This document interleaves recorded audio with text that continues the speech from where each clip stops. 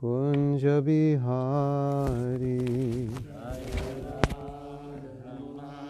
Radha Bihari Jai Radha Madhava Kunja Bihari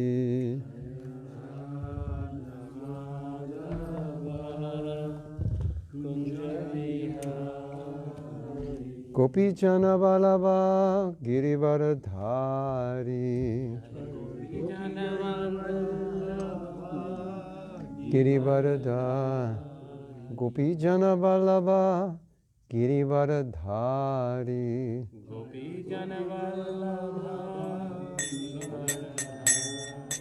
Yashoda Nandana Braja Janaranjana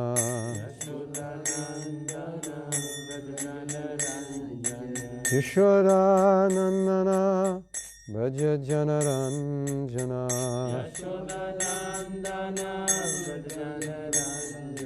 Jamuna Tira Vanachari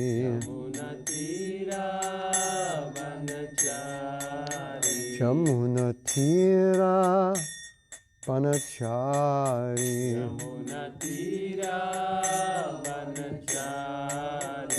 Jaya Radha Madhava Kunja Bihari Jaya Radha Madhava Kunja Bihari Jaya Radha Madhava Kunja Bihari Jaya Radha Madhava Kunja Bihari Gopi Jana Vallabha Girivaradhari Gopi Jana Vallabha Girivaradhari Gopi Jana Vallabha Girivaradhari Gopi Jana Vallabha Girivaradhari Yashodanandana Braja Janaranjana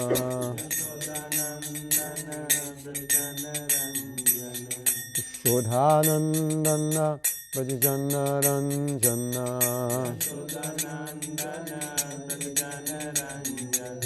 Yamuna Tira Vanachari Yamuna Tira Vanachari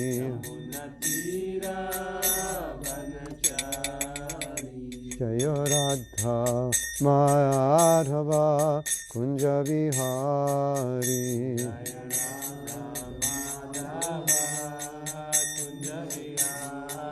Jaya Radha Madhava Kunja Bihari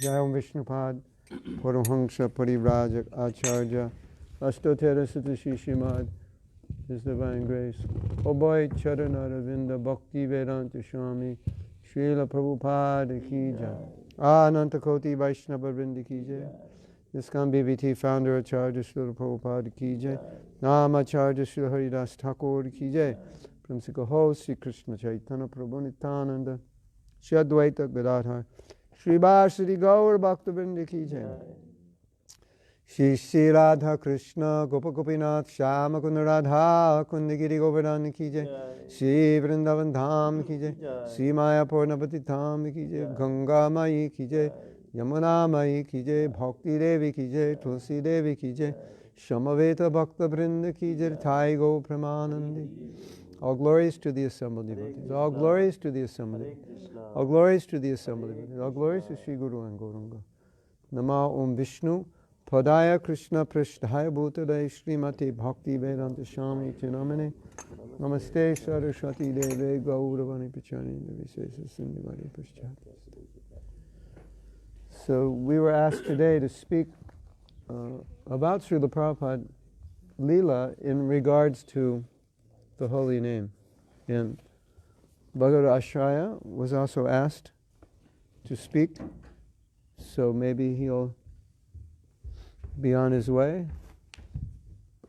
And I was thinking I would say a few things, and he would say many things, based on past experience. So I'm not entirely, I actually didn't prepare, even think much about it, because I thought he would probably speak most of the time.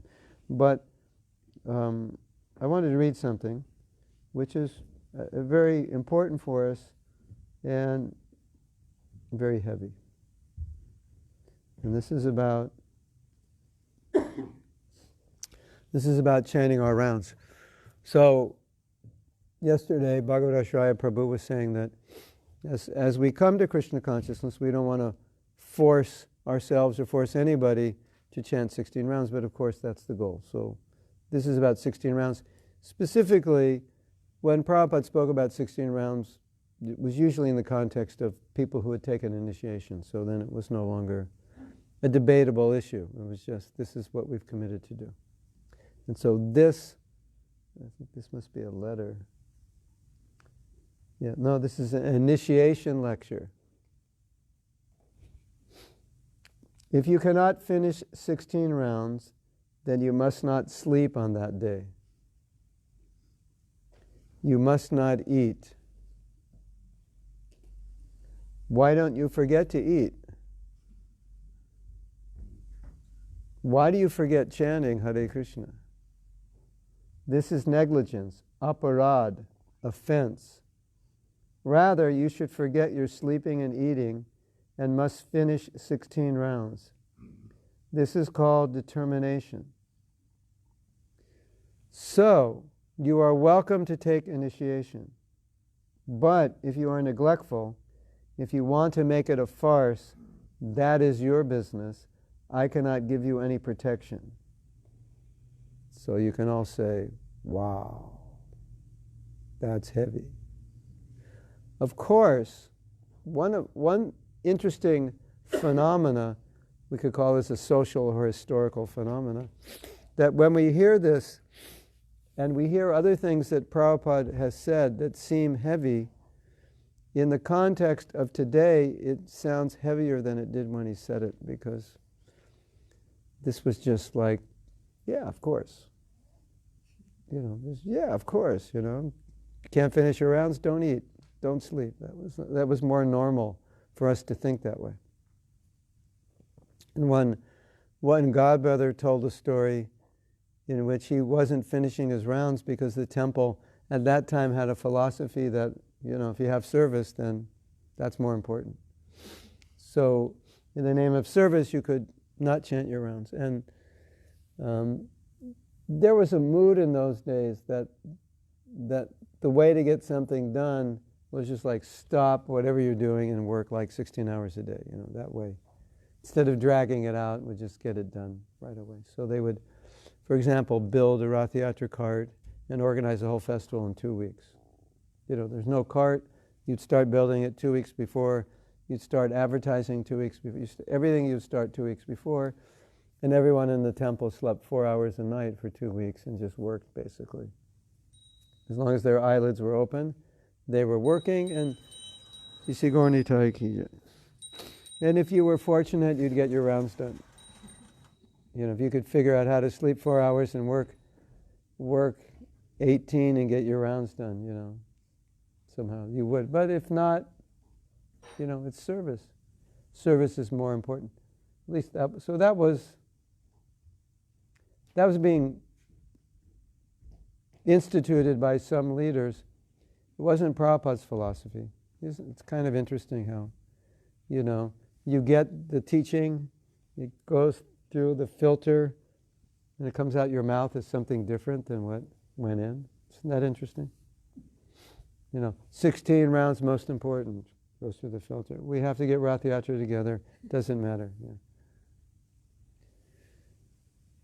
So, Srila Prabhupada, when he would come somewhere, it seemed, as far as I can tell, he knew what was going on.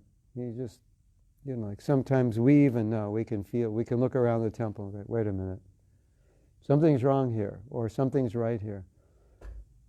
So Prabhupada came to the temple at a time when they had been doing a marathon to refurbish the building because they had just moved in, and he could feel something was wrong. So he asked, and he didn't always ask this, but on this occasion he asked, who's not chanting their rounds?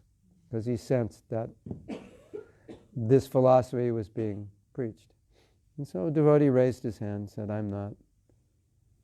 And he explained why. He said, well, we're refurbishing the temple and I'm working 18 hours a day. No, he was working 20 hours. Well, yeah, basically 20 hours. He was sleeping 4. So he told Prabhupada, I'm working all day and I'm sleeping 4 hours. And I think he was chanting like 4 or 8 rounds. 4 hours is obviously not sufficient sleep. And Prabhupada said, then sleep less, but finish your rounds. So I don't think any of us think that was a practical instruction, but it was a philosophical instruction that if you have to reduce eating and sleeping, reduce that, but don't reduce your rounds. The rounds don't get reduced. The eating and sleeping or whatever gets reduced. Of course, in this case, the service would have to be reduced. So, in reflecting on this, it's interesting how of all the things we are instructed to do, we only promise to do one thing when we're initiated. So obviously that gives quite a lot of significance to those 16 rounds.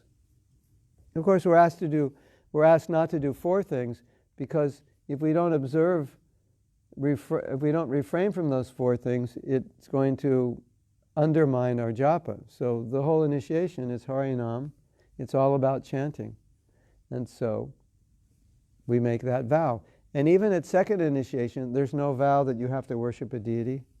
There's no vow that you have to study Shastra. These are all Brahminical. There's no vow that you have to be clean, take 3. Okay, what are you promising to do? Guru Maharaj, I'll take 3 baths a day. I'll study Bhagavatam 2 hours a day. I will worship deities none of that. It's just basically you're given second initiation because you've followed your first initiation vows for some time steadily, and it's seen that you're sattvic and somewhat knowledgeable and capable of worshiping deities. So that's interesting to meditate. That was the one thing you promised to do. Now in ISKCON, some gurus will ask their devotees to read every day, or they may add some things. Don't leave ISKCON, etc., which is very nice. But Prabhupada focused on that one thing. Isn't that interesting? So it must be important, right? And so important that Prabhupada's saying it's more important than eating and sleeping. So, now, Prabhupada here in this lecture, this is January 28th, 1974 in Hawaii. You can look at, I think there's a little more than I put here. But Prabhupada's saying here, you're welcome to take initiation, which he's saying it's fine as long as you follow your initiation vows. And by saying you're welcome to take initiation, he's saying you don't have to, or if you can't, you shouldn't. There's no obligation, there's no force. Of course, there is some kind of internal force because we know initiation will help us. And Shastra says we should do it, at least when we're ready. So Prabhupada's making the point that it's not forced. You're doing it voluntarily, and that's fine, but if you're going to do it, you should do it. And then Prabhupada says, don't make it a farce. And so what does a farce mean? You're promising to do something you don't do. That's a farce. Or sometimes Prabhupada said everyone has a guru. In Prabhupada's time, it was quite fashionable to have a guru. Who's your guru? Oh, my guru is so-and-so. Who's yours? Who's yours? I don't have. You don't have one? dude, you don't have a guru? Come on, you're out of it. You're a loser. It was almost like a culture like that. So that's why sometimes Prabhupada would speak that way, as a trend. It was like, I forget the words Prabhupada would use, but it was something like a trend. It's not a trend to have a guru. So don't make it a farce. Oh, Prabhupada would use the word fashion. Same thing. It's now a fashion to have a guru. Hare Krishna. So, now,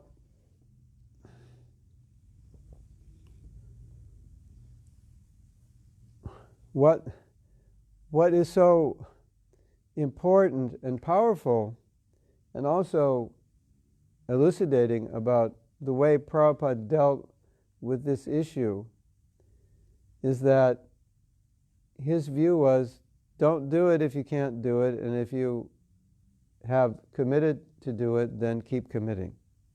And it's actually quite simple. If you think about it, keep committing to what you committed to. Oh, okay, yeah, that sounds good. I mean, obviously, that's what you do. But so many of us had trouble continuing to commit to what we committed to. So, Prabhupada's way of dealing with this was very, very simple. And sometimes simple answers are the most powerful. And sometimes if the answer is long-winded and detailed, sometimes you lose the essence of it. And so Prabhupada's short and straight answers were, well, this is what you vowed to do, so do it. Like, end of story. Oh, well, can't you tell me more how to do it, and etc., and why I'm not doing it, and how come I lost my willpower, And Prabhupada would say, look, if you're weak, then you have to do something. Don't give in to your weakness. That's it, finished. They're like, no big long book about vows and commitment. It's no, don't give in to the weakness. You committed, just do it. Finished. That's how he dealt with it. So he was very, very strong about it, and also very lenient in the sense that, no, you don't have to make the commitment. Nobody's forcing you. So it's not like this is some, Nazi military camp where you're just forced to go in and commit. It's not like that at all. And it should never be that way. And no one should ever be forced. Neither should we ever feel forced. But that was very clear. So Prabhupada's saying, fine, you don't follow, you don't commit, you're not ready to commit. That we're not talking about those who are not ready, we're talking about those who made the commitment. So you made the commitment, and now you're weak, and now you're having trouble following through. And so Prabhupada's advice is very simple. Don't give in to the weakness. Like, weakness is a good excuse, right? Honey, I saw this beautiful girl today, and I had to go up to her and ask her out because I'm weak. I gave in to my weakness. You stupid idiot. Yeah. Why are you giving in to weakness? What's wrong with you? Isn't it? Yes? I'm asking the ladies, isn't that how you'd react? Like, what weakness? What are you talking about? Well, I asked her out in a weak moment. What are you talking about? We're married. You're asking another woman. Yeah, I didn't really mean to do it, but I was just overcome by weakness. What would you think? Or turn it around. The woman said that, like, well, I went out to dinner tonight with this guy at the office. I don't know, he's got big muscles, and I just like, guys with big muscles, like, I just fell for it, It's my weakness. And you don't have big muscles, so, what would you think? You'd be listening to this and thinking, am I awake? Is this a dream? I don't, this is like unbelievable, isn't it? So now put Prabhupada in that position as a spiritual master. He's initiating people who made vows in front of the deities, in front of the Vaishnavas, in front of him, and they're saying, I'm weak, I can't follow it. It's not even that you made a vow in front of your husband or wife, you made it in front of God. It's pretty serious. You know? So Prabhupada just streamlined his answer was, well, you promised to do it, so do it. End of story. No need to talk about it further. That was what he expected. And that's why this letter seems heavy, but actually that's all he's saying is, well, you vowed to do it, so if it means, okay, it takes me I have 4 rounds left and it's 10 o'clock at night, all right, you're going to have to go to bed at 10:30, or you were going to eat tonight, just don't eat and chant instead. It's like, so I think I think for us in the time of Srila Prabhupada, to read a letter like this was like, yeah, of course, it makes sense. Now it's, oh, it's so fanatical, it's so heavy. No, it was just, it's not. There's so many things today we think are heavy and fanatical.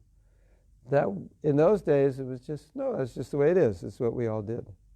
We never thought it as fanatical. We just thought, well, this is the practice, and this is what you do. Like you go to Mangal Arti. Oh, that's so fanatical. You're supposed to go to Mangal Arti. Oh, wow. Those people go to Mangal Arti.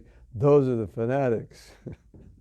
In Prabhupada's time, the whole temple went to Mangal Arti. In fact, if you were supposed to dress the deities and you didn't go to Mangal Arti, you couldn't dress the deities. That was just a rule. Wow, you guys were fanatics. No, it was just normal.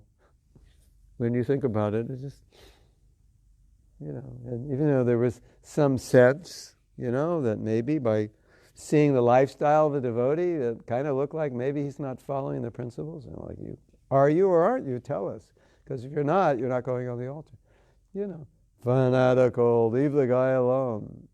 No, we didn't think it was fanatical. We just thought that's just how it is. And some of these, there's some very heavy purports about a male-female attraction and sex and grihastha life and the deep well, and like sometimes when you read them now, it's almost like, do I have to read this? Can we skip this verse and go on to the next one? This is so heavy. And I had such a verse once in a class in Mayapur. And it was really heavy. It was really heavy about grihastha life and male-female attraction and the dangers of it and the allurements of it and how it entangles us, etc., etc. And I had some godbrothers there, and I said, this sounds heavy, doesn't it? But during Prabhupada's time, this didn't sound heavy, did it? And they all said, no, it didn't. This was just what was normal. That was just normal to hear that. Very, very heavy things. So, and then we understood that we were lightweights, and we were like pieces of cotton in the wind that could be easily blown this way and that way, and we needed a guru who just said, stop it, don't do that, you're a dog. You're acting like a dog or an ass. And it was just like, yes, yes. And we'd feel like, yeah, that was what I needed to hear, because I was acting, or at least I was thinking like a dog or a camel or an ass. And Prabhupada said, simply dogs, hogs, camels, and asses. And we're thinking, yeah, I'm all 4 of those. And it was like just what we needed, right?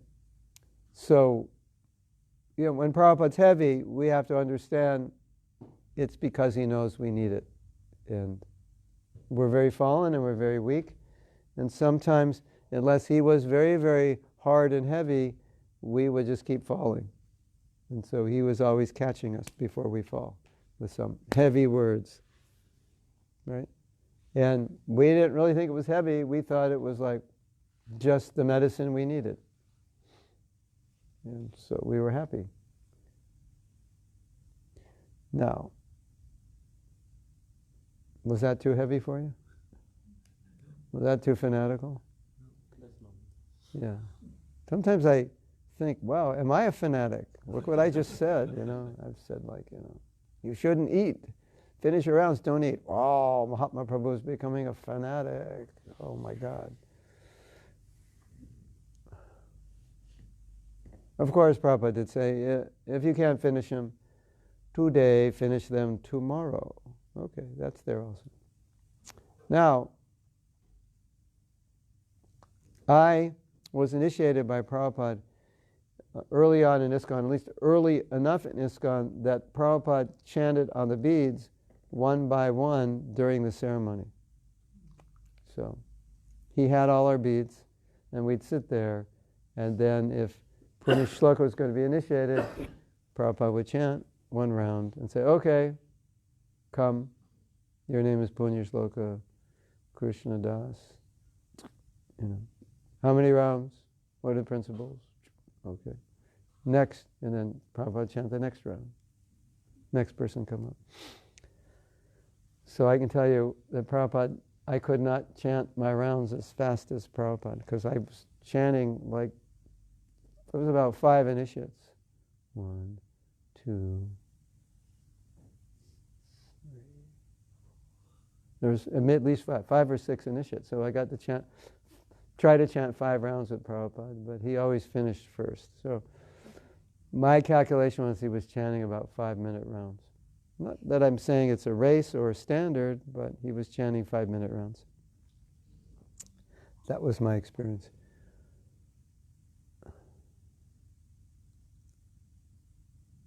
Yeah. So one of the things that was very evident and very consistent is that Srila Prabhupada really was happy when we were enthusiastically chanting and especially dancing in the Kirtan. And sometimes, I don't know if you've seen these videos, but sometimes if we weren't jumping, he would go like this. Like he would, like, kind of like, okay, why aren't you jumping? It's time to jump. I mean, we're all young. We could jump for, all day. And when we would jump, he seemed to be so happy. And in a letter or a conversation, he had said that when you dance, it increases the ecstasy. So that's why he encouraged dancing, because dancing is more ecstatic. And he once said that the job of the mridanga player is to play in a way that it causes the devotees to dance. And I know certain mridanga players. Of course, a lot of times we're doing kirtan sitting down, so it's kind of like there's a different mood. It's like sit and meditate, don't dance. But when the mood is to dance, I can verify that there are certain mridanga players that I know that when they play, it's impossible not to dance. You have to. You can't. It's just, I don't know, what's the word? Scientifically impossible to not dance when they play kirtan. And you're like, so Prabhupada encouraged that. He really encouraged dancing, like all the time. This was very consistent. You'd see this many, many times. He'd encourage us to dance. So that's something to remember. That, and he also said, when you dance, you should have your hands in the air like Lord Chaitanya. And he said, you can dance different ways, but you should have your hands in the air. However, you could spin or this or whatever you do, but have your hands in the air. That was part of he said that's how Lord Chaitanya danced. So that was quite common, I remember, in those days, that we would dance that way. And I personally always felt when my hands were in the air, it was kind of like, pulling the energy in from upstairs, or praying to Krishna, or a little of both. Yeah.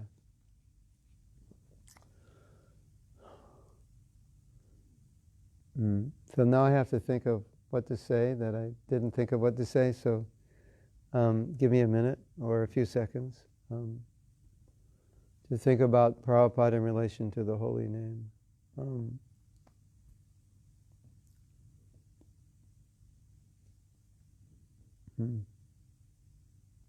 Well, there's one interesting story that Tribikram Maharaj told.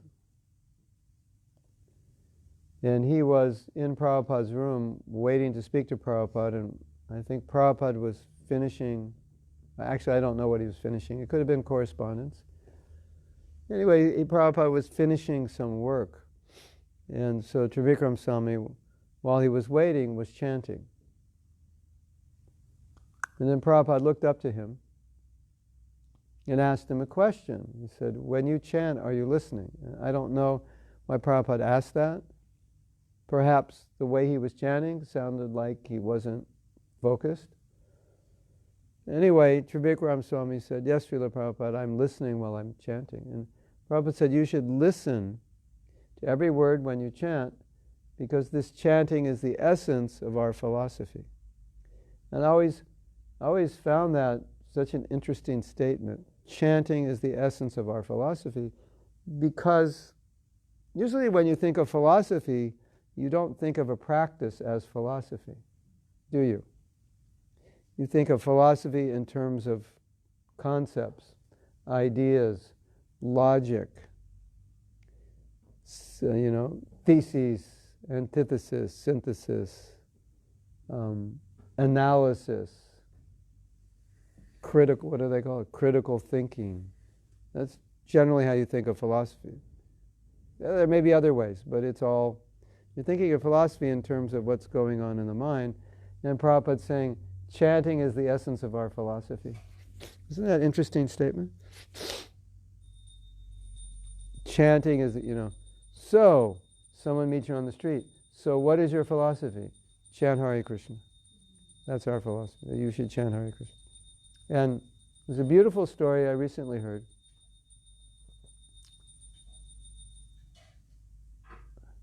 A devotee, I don't know who was telling this story. He was curious, and he was thinking,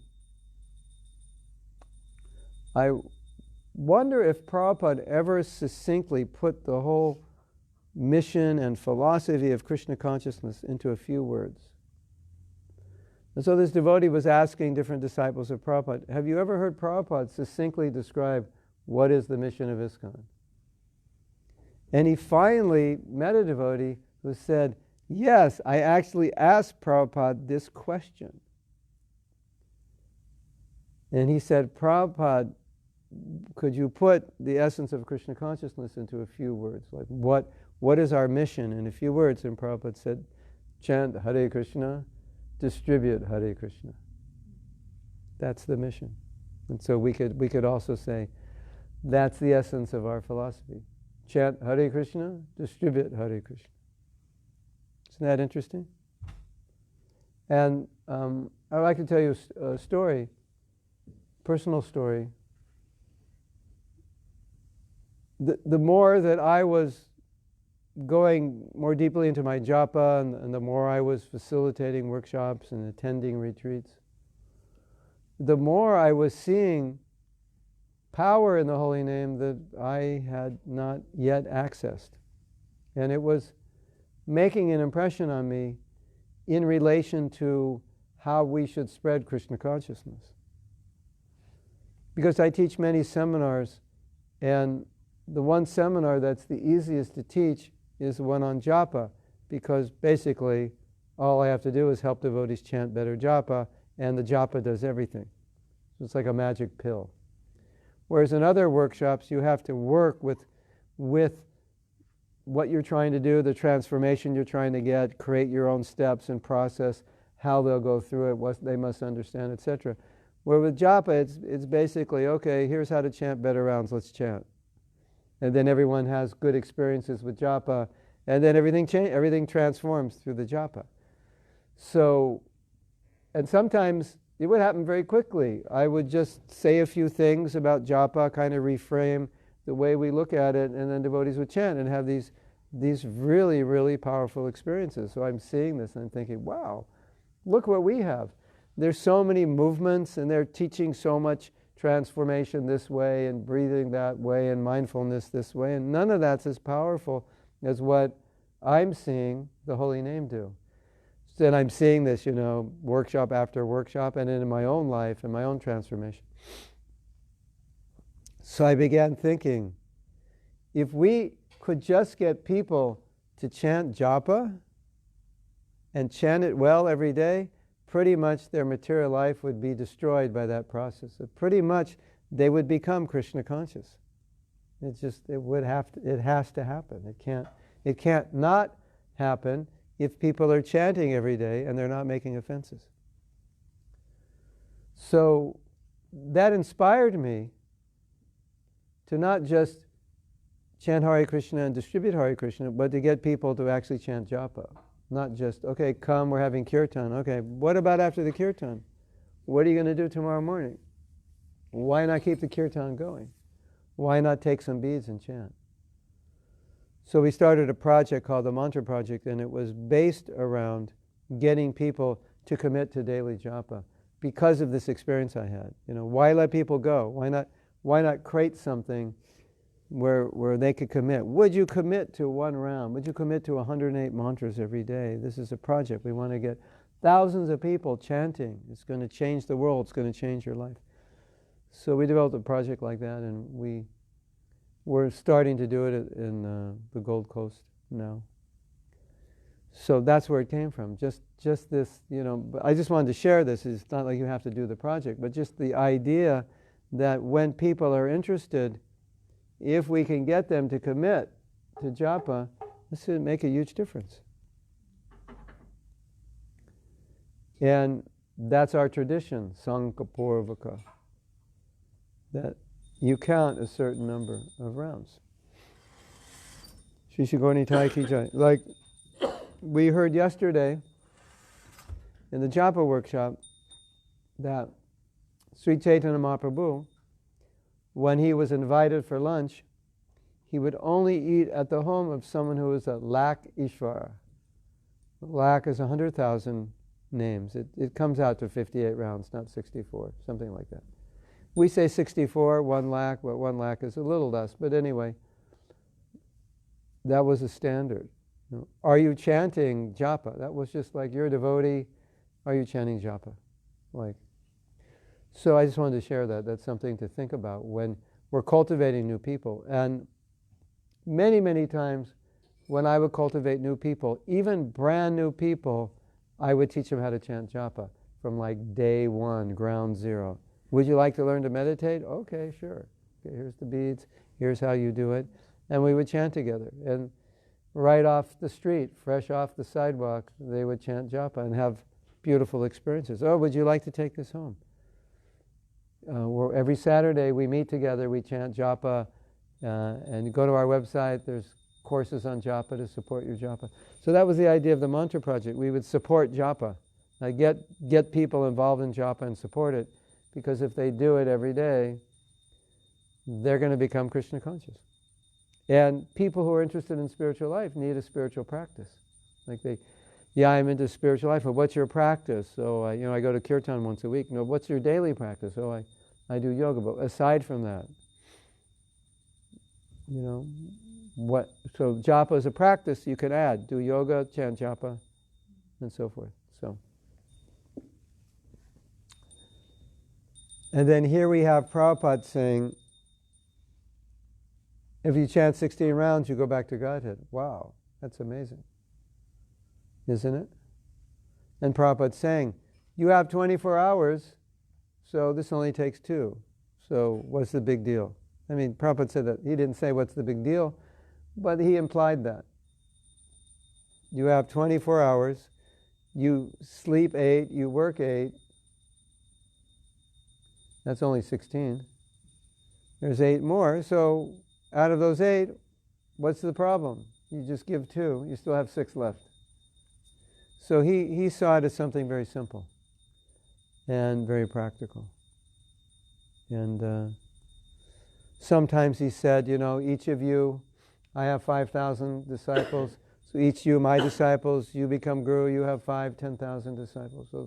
So if all of Prabhupada's disciples had 10,000 disciples, that's 5,000 times 10,000. How much is that?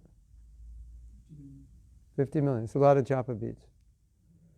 There's a lot of people chanting Hare Krishna, 16 rounds. So that was his idea. You make disciples, 5,000, that's everyone chanting.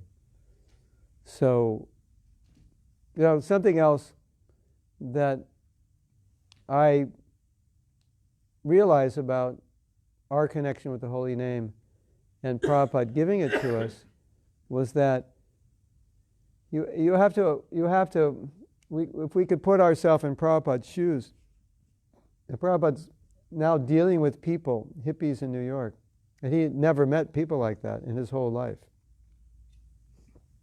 So this was kind of a new species called the hippie, right? And he's giving the hippies the Hare Krishna mantra. So Prabhupada is seeing firsthand what's described in Chaitanya Charitamrita of the Jagais and Madhais being saved, and the Bhagavatam, Hirata, what is it? Munindra, Pulkasa, all the different species of life and races outside of India that could be saved by the holy name. Now Prabhupada's seeing it in front of his eyes. He's seeing the transformation. People, long hair and beards, looking dark, disheveled, confused, unhappy. And now they're chanting Hare Krishna, and a few weeks later, they're not confused, they're not unhappy, they're not dark and dreary, but they're bright-faced. And the Prabhupada's seeing this. So, of course, Srila Prabhupada had faith in the holy name, but we could say now this faith was substantiated. And so, what did Prabhupada do? He's seeing the transformation taking place by people who are committed to chant Hare Krishna every day. So he's sending them out, very young devotees, go start a temple.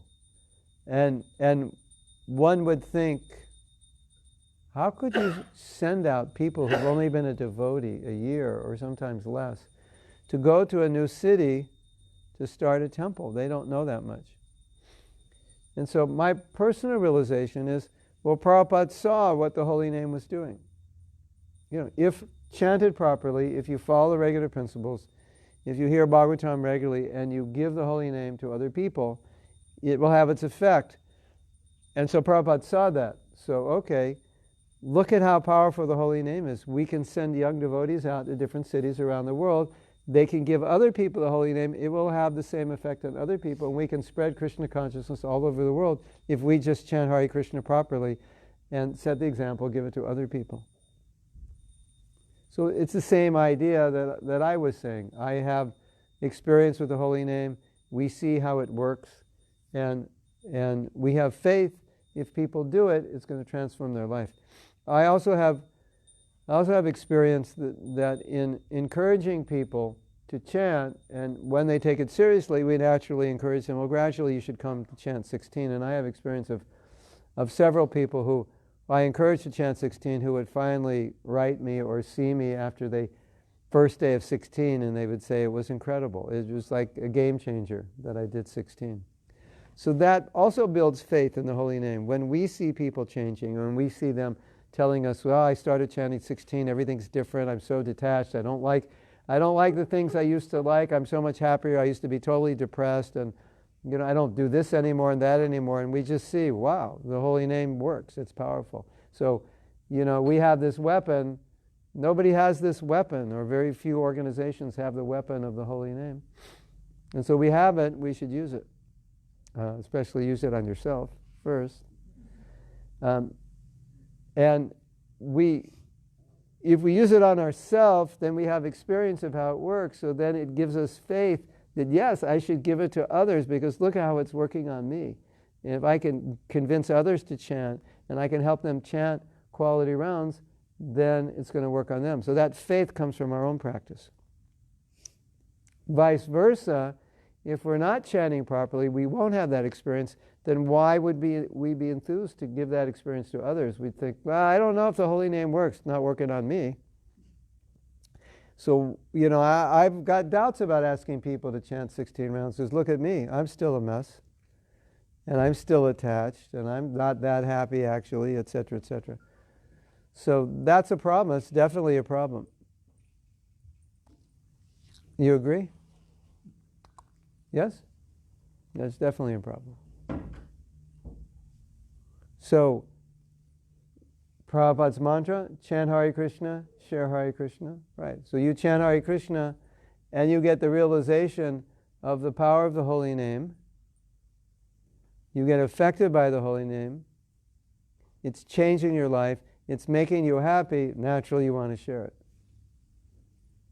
And your conviction affects other people. Yes?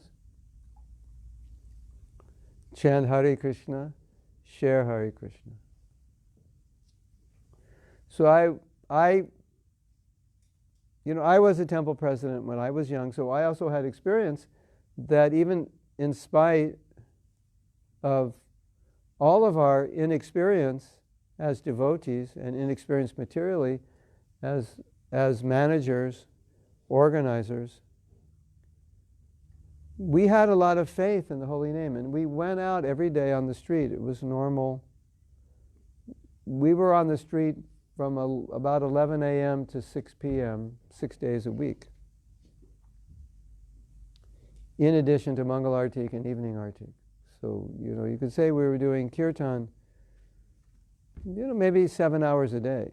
That's a lot. And that was 6 days a week. That's a lot of Kirtan. So you can imagine the effect it had on us, and you could imagine the conviction we had when we preached, because we were experiencing the transformative effect on our lives of chanting. And so we were able to transfer that conviction to others to get them to chant. And as I said, once they started chanting, they would have the same experience. So we knew I just have to get people to chant. If I can just get them to chant regularly, then we knew something was going to happen. So last night we did Kirtan, and then they were saying, when's the next Kirtan? Or, it's going to be another week. And I was thinking, japa, tomorrow morning. Like everyone, if they're chanting japa, they don't have to wait till the Kirtan next week. So,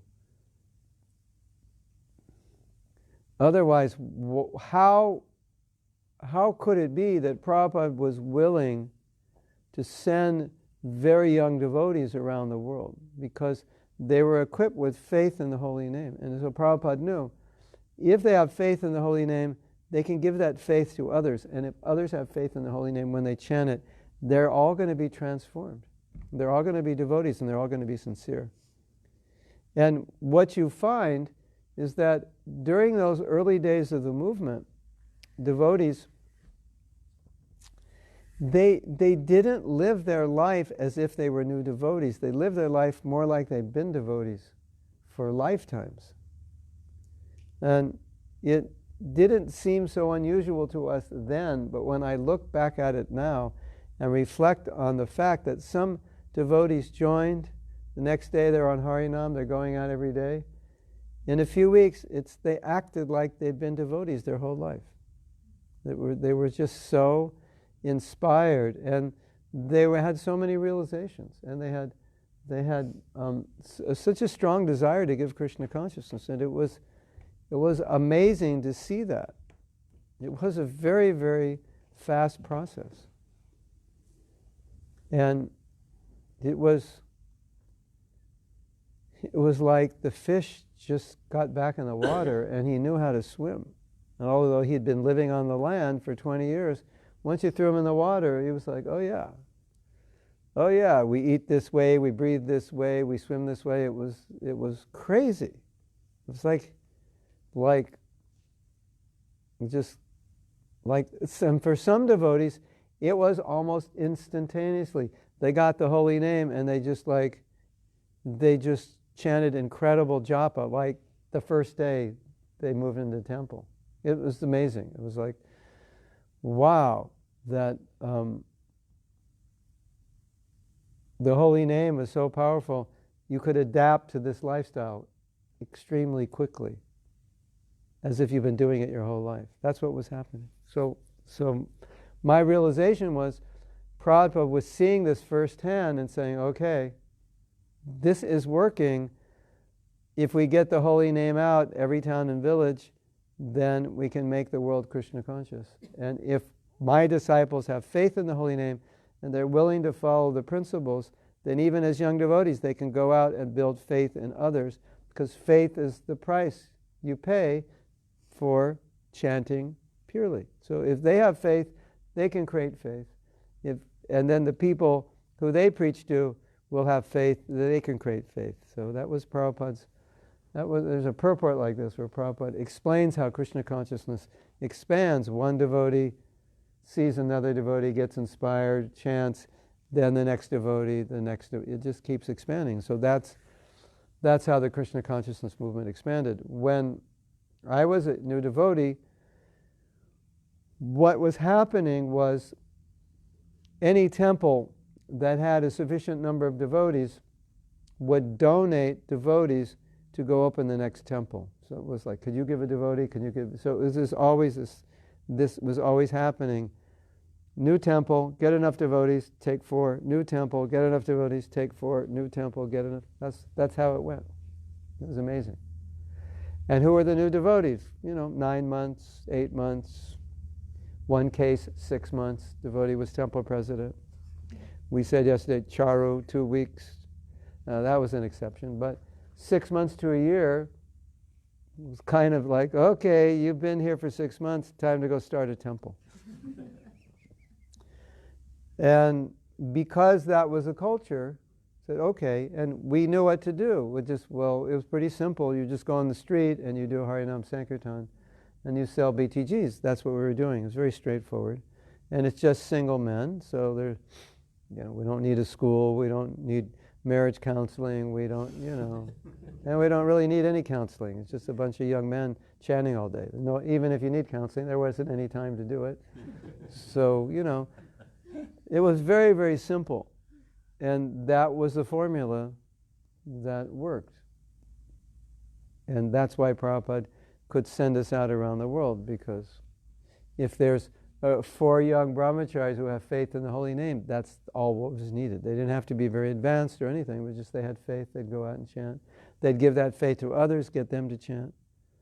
And so that's how it works. So our faith in the holy name is our greatest asset, and if we give that faith to others so they want to chant, then that's how Krishna consciousness spreads. Just like you have someone in your office where you work and they're interested, you just go, you should have 10 sets of beads in your drawer. Oh, here's some beads, it's how to chant, why don't you try it? Let me know. Just, we should all have big bags of beads, like just wherever we can meet people and give them, any program, get people to chant. That's what I think. So that's how it spread. And it seemed, as far as I can tell, that Prabhupada felt if you have this morning program, you commit to 16 rounds, 4 regs, and you go out and chant all day, everything is safe. Everyone's going to be Krishna conscious. And just bring more people into that program and it'll be good. And so we were, it was a normal program, 7 hours on the street. Then Friday, Saturday night, go back out for another 2, 3, or 4 hours in the evening. So on the weekend, we're talking like close to 11 hours of Harinam Sankirtan. And now, today, we're going to Sankirtan. Okay, what time are we meeting? 5:30. How long is the Sankirtan? 6:30. Then we come back in. Okay. And even when book distribution was expanding, the Harinam was contracting, still we had all-day Harinam parties on Saturday, and all the book distributors would come back at night and join the party. Yeah, it was a big thing. We were in the public eye in large numbers, very large numbers. So, any questions, comments? Yes? Thank you for just as you're saying in the initial stages of the movement, you were going out and doing these obsessive hours, Harinam and what have you, as well as your daily programs. Is there anywhere in the world at the moment that you're aware of that this still happens, or do you think it'll ever get to that stage again? There are places. I don't know. Yeah, I've been to places where maybe it's not as intense, but They do Harinam every day for like 2, 3, 4 hours. Smaller centers. I think in London they have a Harinam party that goes out every day. No, it's not as common. See, what happened was book distribution was taking off. So initially all the book distribution was done adjacent to the Harinam party. So the book distributors would be flanking the Harinam party, or people would stop, then they would go and talk to them. And then even to leave the Harinam party and go down the street was like innovative, you know. And then at some point, we realized that there's so many other places outside of our city where people would be interested. And they were so interested, we didn't even need a Harinam party to interest them because they'd never seen us before. And there were other places where we could distribute books where a Harinam party couldn't go. So gradually, we saw that we could distribute books away from a Harinam party. And some devotees liked distributing books so much, they would just, not even join the Harinam party, just go off to some shopping center. And so gradually there became a little bit of I don't think division's the right word, but devotees who wanted to distribute books and devotees who were more attached to going on in Harinam. So Harinam was the fixture. So it decreased a little bit. The emphasis was now more on book distribution. And as book distribution expanded, there were more traveling parties. And devotees started going to malls, airports, and so on, and distributing huge quantities of books. So then the Harinam became less important, and in some places there weren't enough people to do it, so then it just became a Friday night affair, a Saturday night affair, huge parties, like 100 devotees, 200. Back in the day when we were in London, it was like 300 plus 400, Saturday night. That was a huge thing. Everybody came to, all the devotees from the Manor came, all the devotees from Soho, everyone and anyone showed up. It was like huge. And sometimes the parties would divide and meet, So it was still going. Actually, I was thinking about this because the last time I was in Los Angeles, we went on Harinam, but there was like 5 of us. And the last time before that I went out was like 20 years before when I lived there, and it was more like 30 of us. And the time before that, when I was in the 80s, it was more like 80 of us or 90 of us. So there has been a decline in the enthusiasm. Of course, some of it is because we're going out and doing it in yoga studios. So, some devotees do that, and they get good crowds in yoga studios, as you know. So you have a captive audience. But I think it's important that it doesn't just die out, and it has died out in some places there where it was going strong. And usually it's somebody in some temple that just gets the idea we should do it.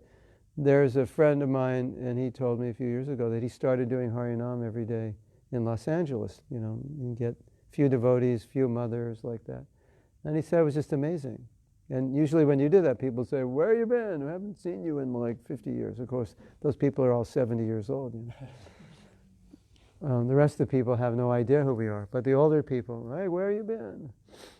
So it's like we were part of the scene, and everybody ignored us until we stopped going out every day. Then they're all thinking, "Where are the Hare Krishnas? We miss you."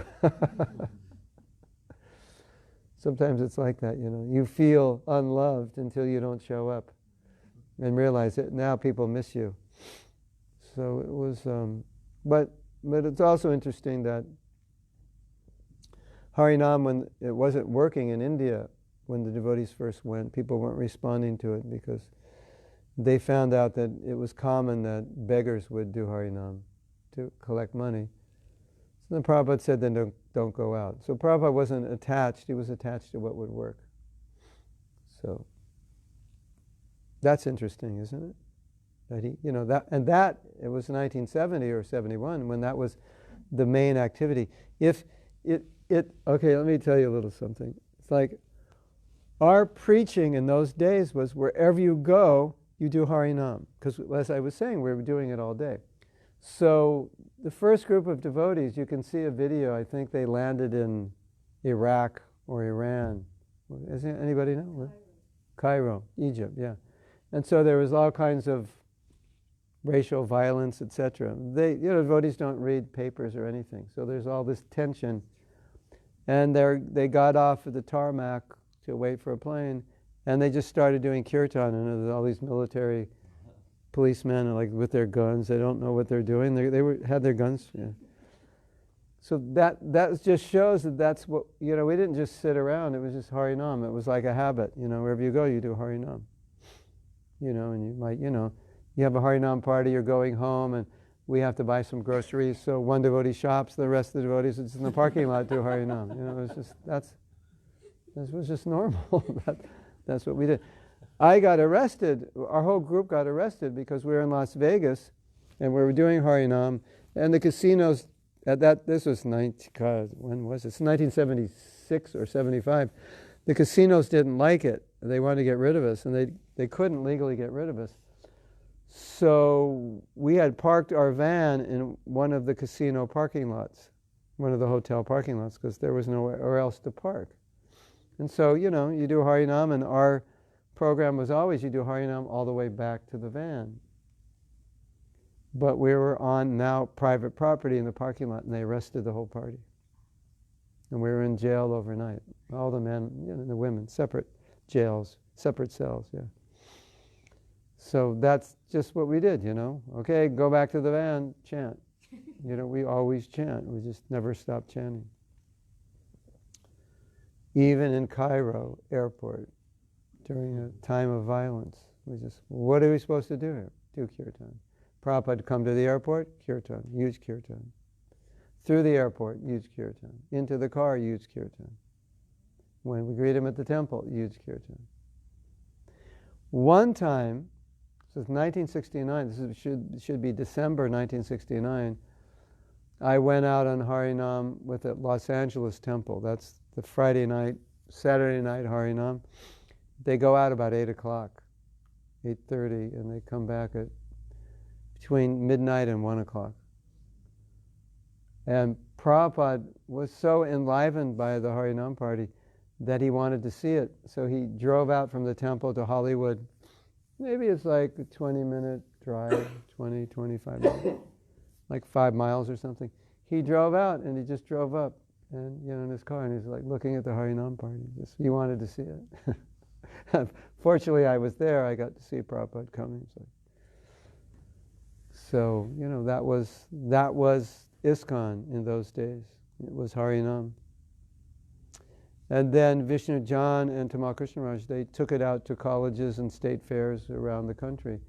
And they would do Harinam, and that Harinam would attract people. And then Tamal Krishna Maharaj would preach to the people who would come and sit down. And they had instruments. You could come and pick up a shaker or a tambourine or something. And they made many, many devotees that way. Just luring them in through chanting, and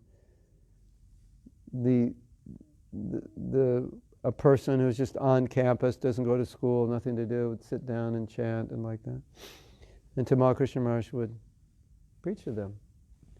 What are you doing? How do you like this? And they had prasadam. Here's our bus. Would you like to travel?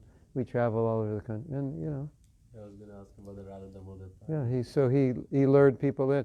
Vishnu John was an amazing kirtaniya, and a lot of emotion, and it lured people in, and then Tamal Krishna Maharaj would finish them off.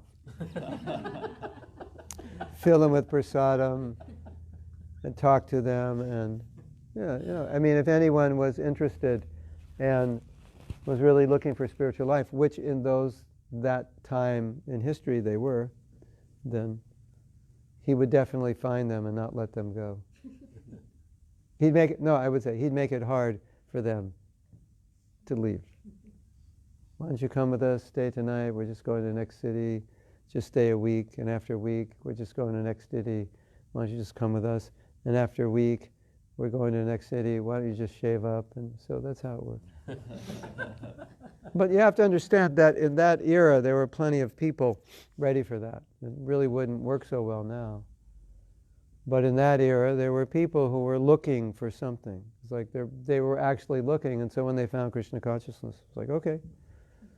So that's why they could do it. So, I mean, we were encouraging them, and you say we were speaking to them to do this because that's what they really ultimately wanted to do, and we could see that. So, yes.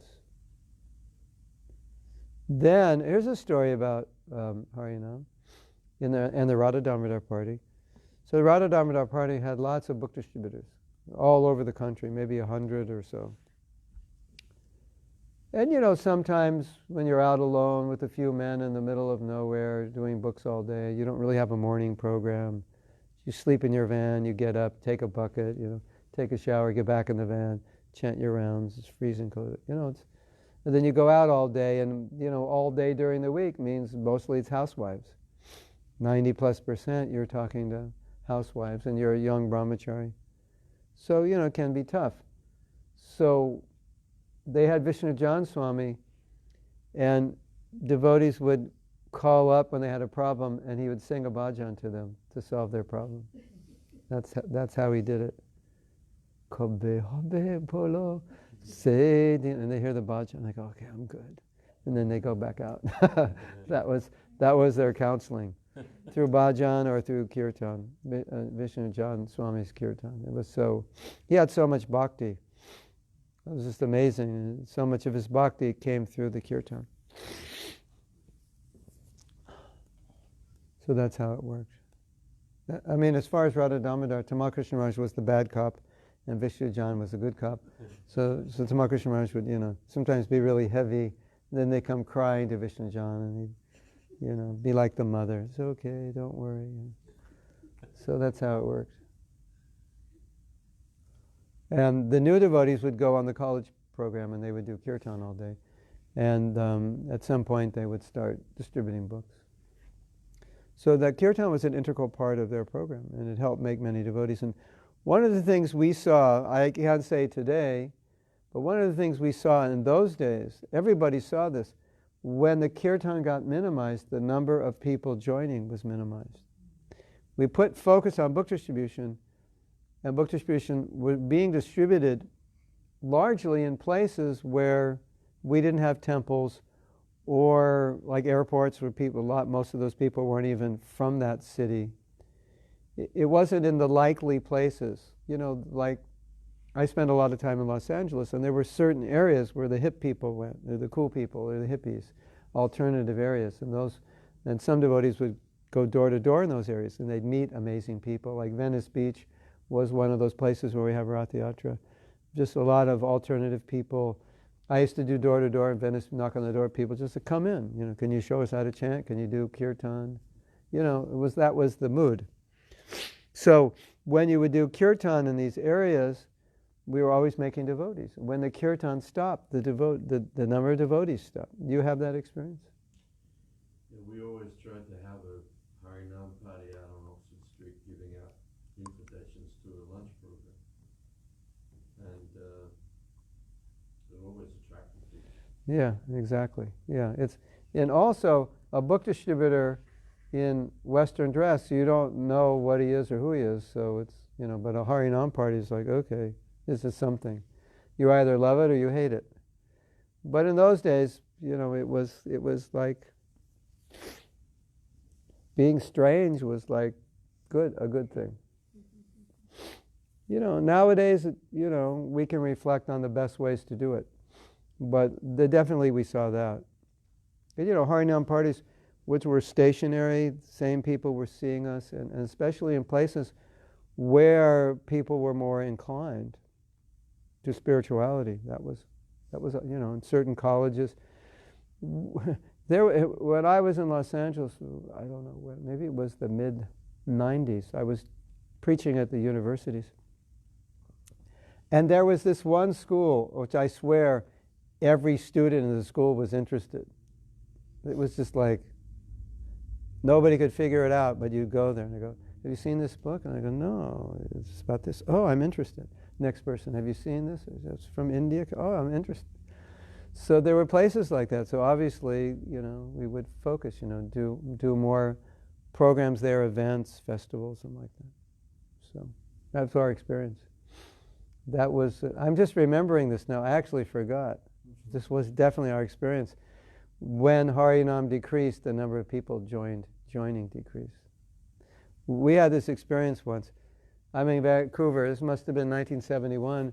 This person knocks on the door. Knock, knock, knock, knock. Yes, yes. He walks up with a backpack. He says, I want to join. I said, really? I said, well, what do you know about us? He said, because we would chant in the same place every day, 6 days a week, all day in the same place. He said, I see you guys all the time, and you look like a lot happier than I am. You look like you're having a lot more fun than I am, so I want to join.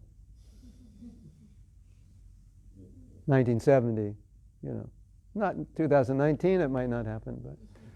Or the person now who says that might be, he may be, not the best person to move in the temple. But in those days, things like that would happen. When people would join us on Harinam, they'd come back a few weeks later, join us, come back a few weeks later, come back a few weeks later with their backpack, I'm moving in. So, we have the holy name, it's our powerful weapon, and we should use it intelligently. And my conviction is we should try to evolve people into chanting daily on beads. That's when things really change. Yes? Will you be able to share a couple of pastimes in relation to Vishnu Jan Swami and holy name, like how? Vishnu Jan Swami and the holy name. Well, Vishnu Jan Swami was the Krishna conscious version of the Pied Piper. And it was just like, he was like, what do they say? Bees, like you have fly paper. Well, it's a bad example, but the flies, whatever's on the fly paper there, he was like, everyone was just attracted to him. He attracted so many devotees and he attracted so many people. And he was such an inspiration. When he chanted, it was like you had to dance. It was like, it was always, he was the incarnation of enthusiasm. Harinam Shankirtan, Ki Jai! And everybody's like, Jai! That's just what he was. He was so enthusiastic for the holy name. And you saw that when he was chanting. You saw how much he liked it. And he was chanting every day. He led the kirtans 7 hours a day, every day. And he had his fingers taped up because they were so cut. And he's playing the drum all day and dancing. And if you ever see videos of him, then you'll understand. Just by seeing the video, you understand what I'm saying. He was the personification of enthusiasm for the holy name.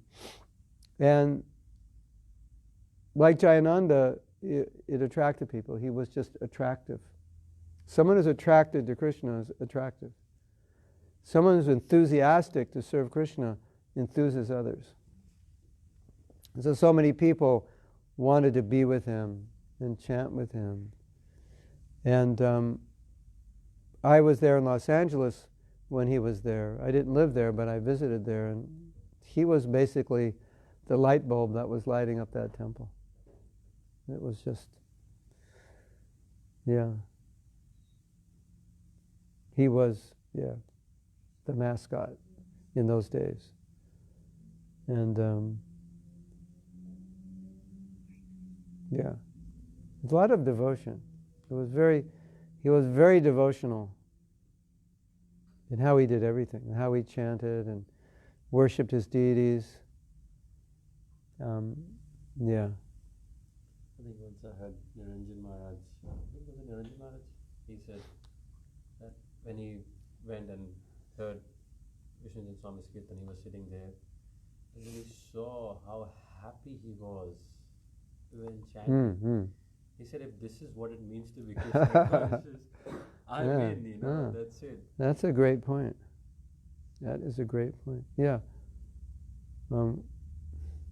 Once I had a meeting with devotees and I said that I want to form an organization, I'd like your help, and we can teach different things that will help people, and one of the topics we can teach is happiness, how to be happy. And the devotee said, I don't know if I can teach that because I'm not happy. So it's interesting because the way Prabhupada gave Krishna consciousness was this full program of absorption and kirtan and service, book distribution and so forth, and everyone who was doing it was happy. So, if we're a devotee, we're not happy, it's because there's big spaces of unhappy actions and activities, which make it even harder to do the devotional activity. So, more kirtan, more happiness, right? Better japa, more happiness. More hearing, Bhagavatam, more happiness. A lot of devotees are not doing well in their devotional service, but if we analyze their life and their lifestyle, we'll see that they're allowing themselves to get very affected by it. So then, okay, you have to work, but they're allowing that work to affect them so that they just come back home and space out and say, I'm so burned out, and just space out on Facebook or something.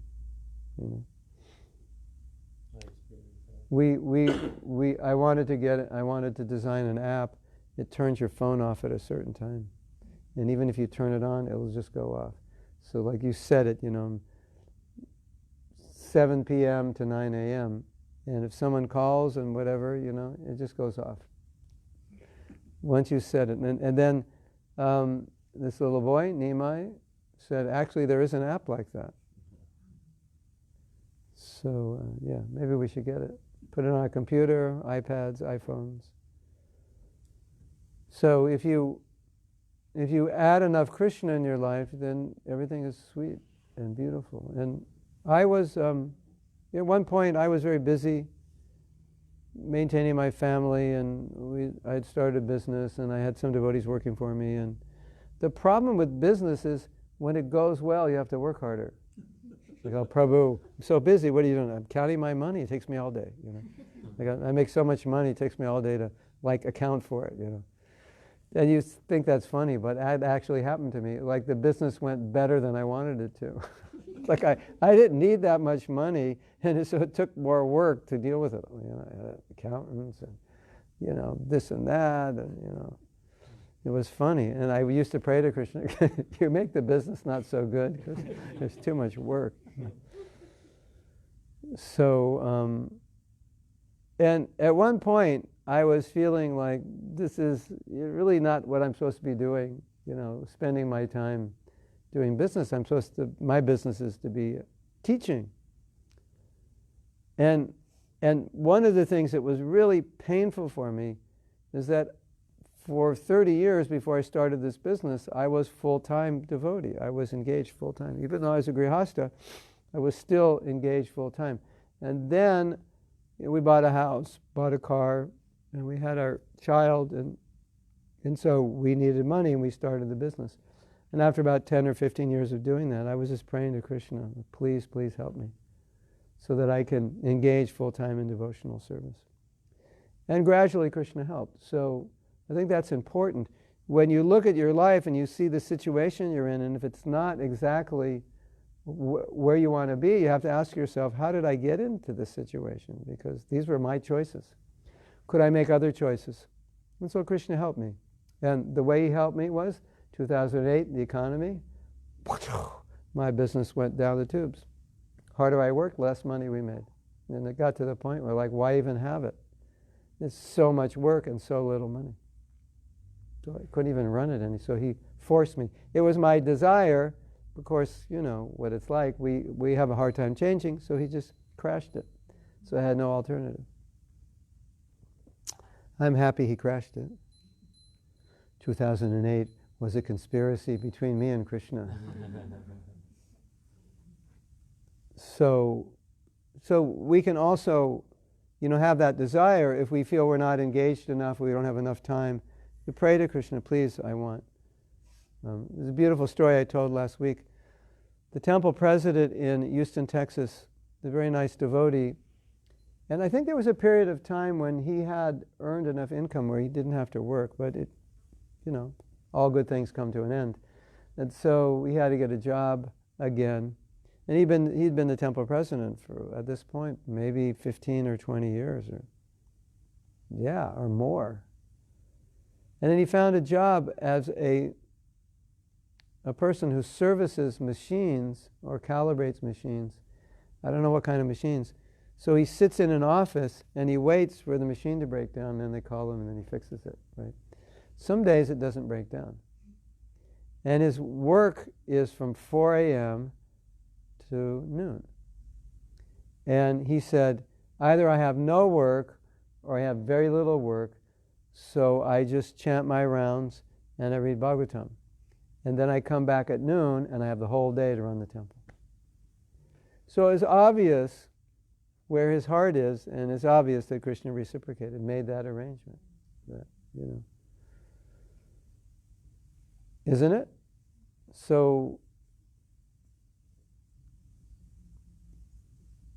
we should have a desire that as much of our day could be engaged in bhakti.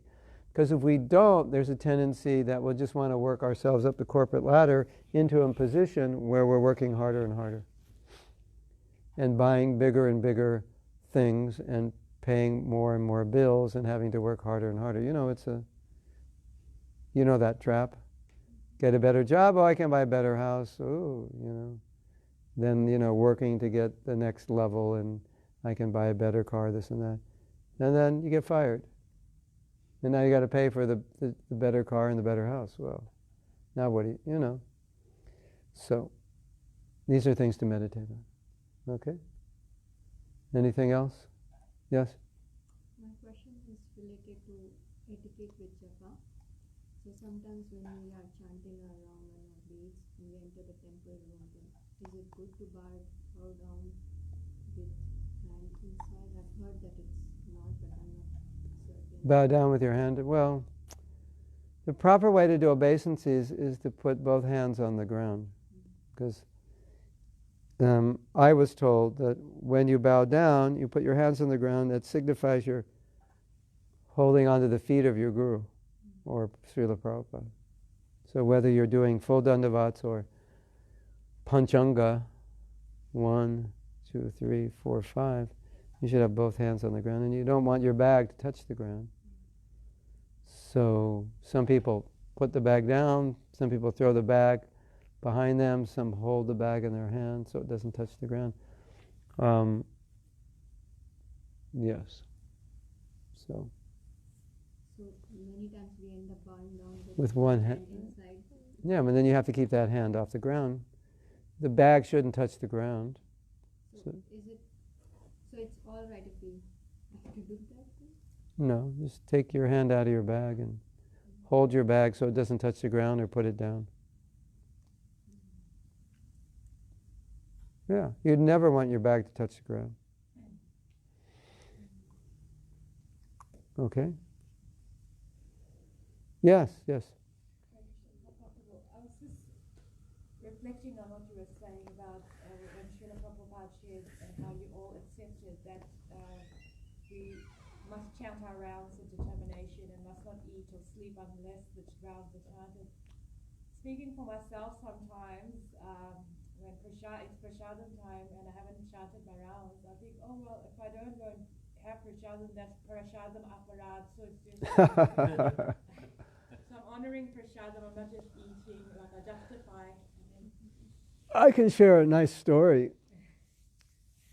There was a senior devotee in a temple. Actually, he was the guru. And he wasn't chanting his rounds in the temple, and there was a question, well, we don't see you chanting your rounds, and some people are thinking maybe you're not. Are you? Or, it was, a little sensitive issue. So he said, okay. He said, I will chant my rounds, and I will not, just so you know, I will not eat breakfast until my rounds are done. Because sometimes things would come up in the morning. He was in charge of many, many things around the world. So sometimes he'd have to work on things in the morning, and so he wasn't in the temple. And so people are like, how do you get your rounds done? Half the time, at 6 in the morning, you're on the phone. So he said, all right. If I have a meeting or something in the morning, I will not take breakfast until my rounds are done. So that was nice. It's a nice thought to meditate on. Not that everyone would do that or want to do it or can do it, but definitely. Okay, If you see Mahaprasad and it's offered to you, okay, you take one crumb, you honor it, and then you Hare Krishna, Hare Krishna. I mean, you can do that, that's no offense.